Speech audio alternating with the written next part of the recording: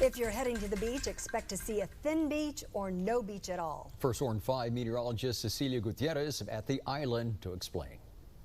Yeah, this is the time of year that the beach starts to change. We're in low tide right now, but compact sand, or really dense sand, that shows us where the waves were earlier today say, well, the waves ended right about here. Now, we used a measuring app on our phones to find out how much beach was left after the waves ended to the dunes, and it showed there was only 30 feet of beach left at high tide. Jessica Cassidy knows a lot can change in a month, including the way the beach looks. For one thing, the ocean is so much closer to the dunes.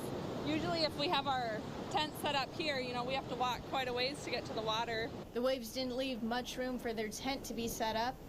The waves had even come behind our tent a little bit farther back there, which is kind of crazy. National Weather Service Warning Coordination meteorologist Barry Goldsmith says as the seasons change, so does the beach. Combined above average high tide and swells have coastal flood statements popping up this week. We expect water to reach near but not into the dunes. Those statements means there will be a difference in the amount of beach you can walk on. If it's a fairly thin beach or narrow beach, that has a better chance of seeing water up to but not into the dunes. Whereas if you're looking at the downtown part of South Padre, the county beaches such as Isla Blanca Park, that's a wide beach there. We're not going to have a problem there. There are a couple of reasons the fall season starts the process of the beach getting thinner. Astronomical tides, those that are related to how the sun and the moon interact and create water levels, are higher this time of year. There are also above average predicted tide levels in the first cold fronts of the season.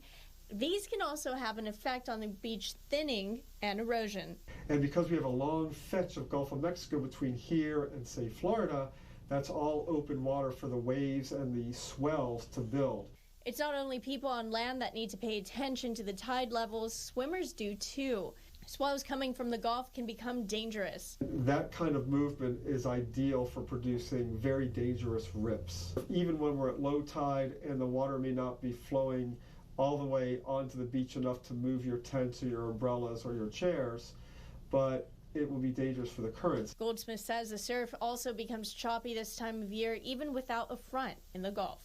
And Goldsmith says to expect the beach to be thinner than normal at times, especially as fall continues and into this winter. He also says this is the time of year to closely monitor those rip current statements. At South Padre Island, Cecilia Gutierrez, Channel 5 News at 6.